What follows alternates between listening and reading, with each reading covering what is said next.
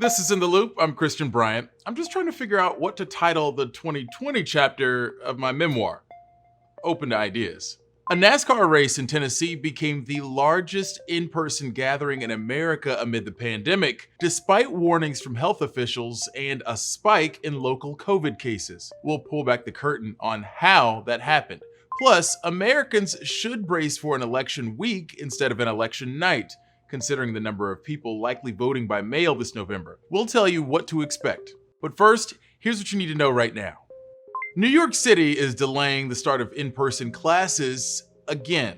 All kids were set to head back to pre-K through 12 public school on Monday, but now the mayor says city schools will take a more staggered approach. Students in pre-K classes and students with advanced special needs will return to schools on Monday. Elementary schools will open on September 29th, and middle and high schools will open on October 1st. This is the second time the nation's largest school district pushed back their in-person learning plans over COVID-19 cautions. All the folks that are working in the schools have been letting us know that right now, currently, they're understaffed.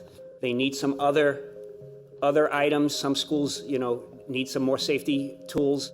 Today, the World Health Organization warned of a very serious resurgence for COVID cases in Europe. More than half of European countries have reported a greater than 10% increase in cases in the past 2 weeks. Other parts of the world are still struggling with a second wave. To try and contain cases in Israel, the country will enter a 3-week lockdown starting tomorrow. Meanwhile, in India, cases continue to rise. The country has reported more than 500 million cases, but the death toll remains low. Health experts are now questioning whether India is undercounting fatalities. Right now, its death toll stands at 83,000 people. The United States still leads the world with more than 6.6 million coronavirus cases and 196,000 deaths. Tropical Depression Sally will keep moving across the American southeast over the next few days. The storm could bring up to 10 inches of rain in parts of South Carolina. The storm already knocked out power to thousands in Georgia. Earlier this week, what was then Hurricane Sally dumped 4 months worth of rain on Florida in just 4 hours. Nearly 400 people had to be rescued around the Alabama and Florida border. At least one person was killed. The winds were high. It was whistling like I never heard anything before. I just can't believe what I'm seeing out here. Meanwhile, the U.S. Hurricane Center is monitoring 2 other disturbances in the Atlantic. Hurricane Teddy is predicted to become a major hurricane as it heads toward Bermuda, where it's expected to arrive early next week. Half a year into this pandemic, sports are back. Kinda. Baseball, basketball, football are still figuring out how to bring in-person fans back into the mix. But one sport hasn't been quite as cautious. That's NASCAR. And a new deep dive from Newsy reporters Teak Root and Mark Greenblatt uncovers some documents and behind-the-scenes conversations that show how local officials in Tennessee blew past public health guidance to allow a NASCAR race to move ahead and become the largest in-person gathering in pandemic-era America, all while COVID cases spiked in the region. Here's the report. Drivers, start your engines. This July, Tennessee's governor proudly shared on Instagram the moment the state welcomed more than 20,000 fans to Bristol Motor Speedway. It's All-Star Night in Bristol. Nothing would stop the NASCAR All-Star race, not even this. I'm going to give you a countdown. Just 5 days before the race, local officials announced new deaths and the sudden spike in COVID-19 cases in the county where the race was being held. And only this week have we seen those double-digit increases and the doubling and doubling and doubling. The public was now ordered to wear masks in most public spaces. If this action can save one life, it's well worth it. The NASCAR race would become the largest in-person gathering in America since the pandemic set in. For more than 30 years, the premier racing event called Charlotte, North Carolina home, but it was deemed too dangerous to hold with fans there during this year's pandemic. That one is driven to left field. And they score! Tennessee officials opened their arms, even as other major league sports played to empty crowds or cardboard cutouts. New documents and emails that Newsy obtained paint the clearest picture yet of just how Tennessee brought fans back to large sporting events in the U.S., and they raise questions about whether economic benefits were prioritized over health risks. The state's tourism commissioner told officials a successful event will hopefully provide the state an advantage to host this event for years to come. But just 3 weeks out from the big race, a problem. The Bristol Motor Speedway wanted access to tax dollars through a new state act that would give them a cut of the taxes raised at the event through sales of things like beer and T-shirts. The state had never actually used the act, and there were some objections. But the Speedway gave the state an ultimatum. When our parent company began considering the possibility of moving the All-Star race to Bristol, we immediately realized that the Event Tourism Act could make the difference in choosing Bristol over sister tracks in Atlanta, New Hampshire, and Texas. If our company needs to reconsider the decision to move the All-Star race to Bristol due to a narrow and we believe incorrect reading of the statute, please let us know as soon as possible. Texas has been especially aggressive in the past. 4 days later, the state approved the request. But right at the same time, NASCAR and another speedway in Alabama promised the public to limit travel and risk by selling tickets only to people who live close. The raceway in Tennessee bolstered its bid for tax dollars by telling officials that even in the midst of a pandemic, an estimated 78% of visitors would come from out of state or out of the country. All people forecast to stay in hotels, eat in restaurants, and go shopping. Then the day before the race, the Speedway told the public, while we're expecting a lot of folks to come, we know that most of these people are coming from right here in our region. In a statement to Newsy, the Speedway explained, our estimates provided to the state were based on traditional race event data that we have established on race weekends. The video was taped closer to the event date when we had actual data on ticket sales. It's data the Speedway has so far not released. But on Twitter, Newsy saw multiple examples of fans who did appear to cross state lines. One tweeted about traversing 6 states and more than 500 miles to get to Bristol. The Speedway did promise social distancing, fewer fans, and used public service announcements like this. As you approach the gates, maintain social distancing and follow signage throughout the facility, and you are required to wear a face mask. Bristol, it's boys. Bristol, baby. Let's do this. And health experts say controlling the spread of disease is difficult in this kind of setting. When you shout and you scream, you essentially give these droplets superpowers. Dr. Peter Chin Hong is an infectious disease expert at the University of California, San Francisco. So they can remain suspended in air for longer, but most importantly, can project the virus further. I mean, it's a perfect opportunity to watch it on TV. Dr. David Kershke is the medical director for the Northeast region of the Tennessee Health Department, which reported spikes in cases in nearly every surrounding county after the race. Officials never linked any COVID clusters to the race, but the Tennessee Health Department confirmed to Newsy it still does not know the source of more than half of the state's coronavirus cases. And Kershke says the cases were likely there. What about the headlines that would just simply say that there are no links, so there's nothing really to worry about? Maybe it worked. We aren't able to follow all those cases back to where they all came from, but those people that work in those, places might not have known that the person was there from the race or even who they were in contact with. So unfortunately, there's no way to really track that. We did not necessarily detect a large spike in cases. It was kind of buried in the whole increase of cases we had going on at that time. The Tennessee Finance Commissioner declined an interview and so far won't say how much money the race brought into the state or how much they might have to pay the racetrack owners. Mark Greenblatt, Newsy, outside Washington, D.C. A plane to nowhere sounds like an apropos metaphor for the time we're in, but what if I told you it's real?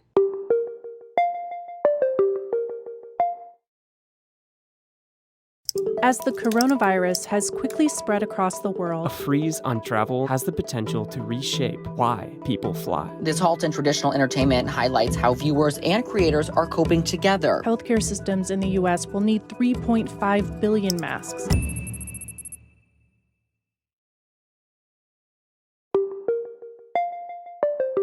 Okay, sorry about that cliffhanger from earlier. I'm sure you spent the last few minutes on the edge of your seat, right? We'll get to that and a few other notables floating around on the web today. Here's what's trending. 2020's American Country Music Awards were just as strange as anything else in 2020. A veneer of normalcy can make you forget for a moment, at least, that the artists were spread out at different venues across Nashville, performing to an audience of no one. And in keeping with the weirdness, the night's big award ended up in a tie with both Carrie Underwood and Thomas Rhett named Entertainer of the Year. The night did have some highlights, including this milestone. What are you gonna tell her when she figures out that all this time you built her up just so the world could let her down? That's Mickey Guyton, the first Black woman to perform her own music at the Country Music Awards. Guyton performed her song, What Are You Going to Tell Her?, which is about injustices and how a parent might explain those injustices to a child.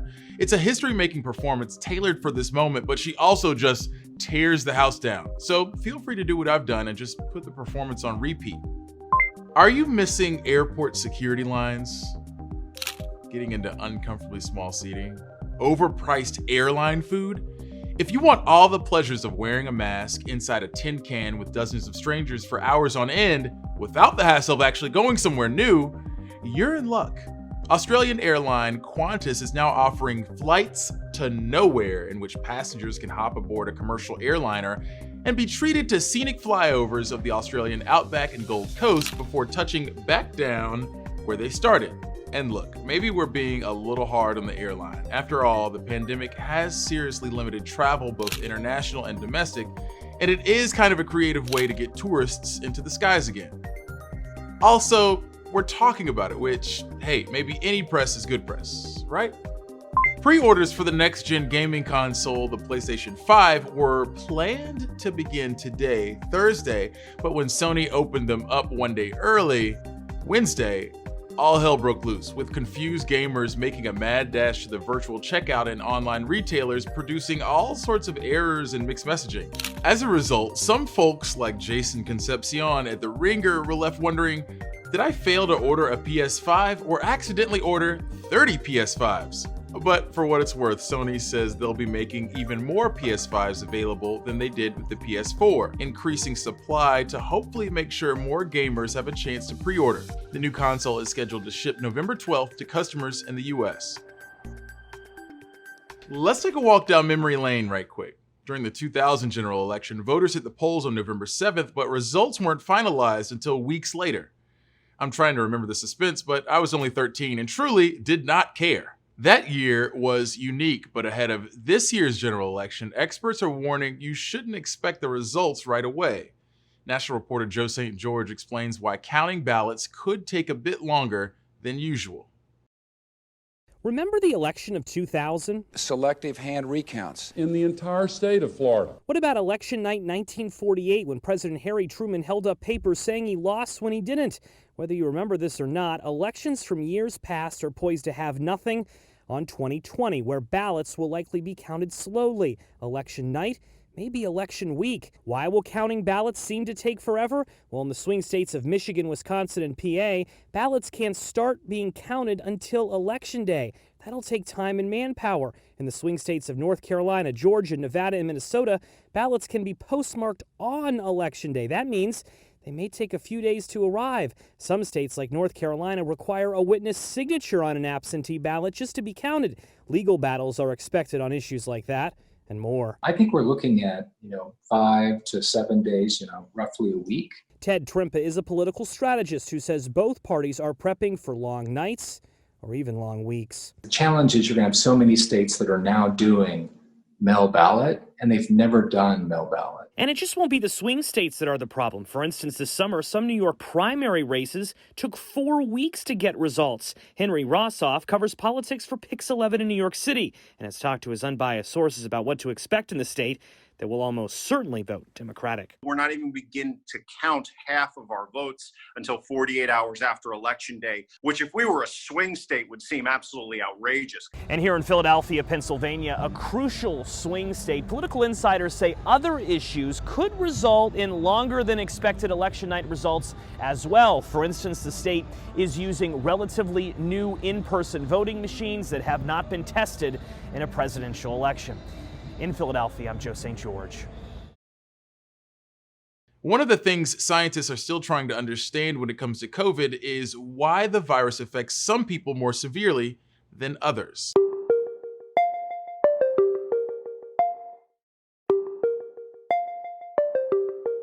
You know how weddings go, right? A couple stands in front of friends and family and promises to love each other in sickness and in health. Well, for one couple, that sickness included a virus that's killed hundreds of thousands of Americans. Newsy's Lindsay Thies has been covering all aspects of COVID-19 since the start of the pandemic, and in this next story, she talks to one couple who survived COVID-19 but had two very different experiences dealing with the virus. Right, and then if you want to walk outside. Married couple Miguel and Tammy Rivera are recovering after ICU hospital stays for COVID-19. Two totally different experiences altogether. It started in March when Tammy got sick. Stomach problems and fever led her to a short stay in the intensive care unit at North Suburban Medical Center in Thornton, Colorado. She recovered quickly with care and extra oxygen. But while Tammy was still in the hospital, Miguel started to develop symptoms. I had a temperature of 103.9. My dad would tell me, well, I don't want to leave you home alone because it's just us three here. Stubborn, Miguel waited to get care. When he finally went to the ER, he tested positive for COVID-19. His oxygen levels were so low, in a few hours, he was on a ventilator. He stayed in the ICU on a ventilator for 5 weeks. What we still just don't understand about COVID is why it affects some people more severely than others. Recovering is also looking dramatically different for these two, who are both in their 40s. I didn't sleep a lot. I had major chunks of hair that started falling out. And so my hair thinned drastically. Miguel's recovery will take much longer than Tammy's. He has regular appointments to nurse pressure wounds from being on his stomach on the vent from the ICU. He uses a cane as he builds back his strength. He would get lightheaded quite often to where he would want to pass out. He gets his own breakfast now. He's able to dress himself and do things like that. So those are all things that he has improved on his own. But for these two, their partnership helps. Tammy takes his blood pressure and oxygen levels. She knows the importance.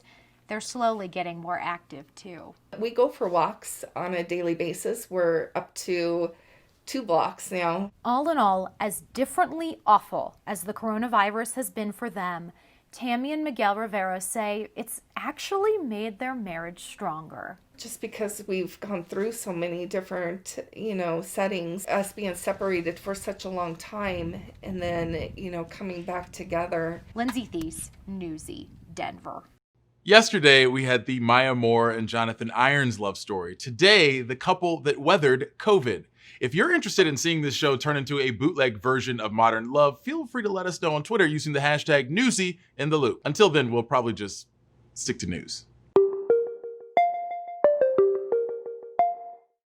I remember seeing prison for the first time. Ultimately, there's nothing any prison can do to contain a virus. It's like something out of a science fiction movie. PJ, he's one of 150 inmates to be released early due to COVID-19. Sister! How you be? I'm okay. I'm alive. The idea of social distancing in a prison is ridiculous. I told my parents it was really important that they don't come near PJ. I almost did not come because I can't hug him and it feels... I'm a little bit nervous about him being here, but it's better for me to be at risk than for my parents to be at risk, so. Not being able to see my parents for 2 weeks is definitely the hardest part of this experience. 2 years of just a nightmare, and then I could be a part of this family.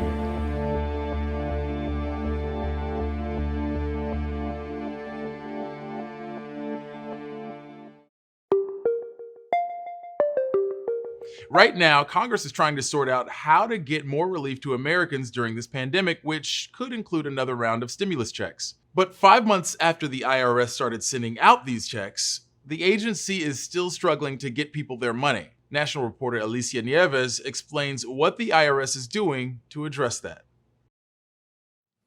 The House will be in order. With Congress unable to agree on another stimulus package, the CARES Act may have been the only chance for many to get an economic impact payment or stimulus check. But millions still haven't received that. Roughly 9 million people are still owed at least $1,200, and another 2 to 3 million people are entitled to and have been fighting for the $500 for each of their eligible dependents. Well, I think there's a whole combination of factors for why people haven't received their checks. Nina Alston is the executive director for the Center of Taxpayers' Rights. The IRS has just announced it's sending letters out to the 9 million folks. So what do these people need to do to get their stimulus checks?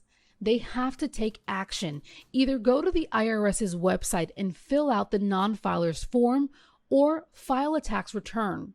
It's also really important that people realize that if they use the non-filer portal, they won't be able to claim the earned income credit. Those people need to file a regular return rather than using the non-filer portal.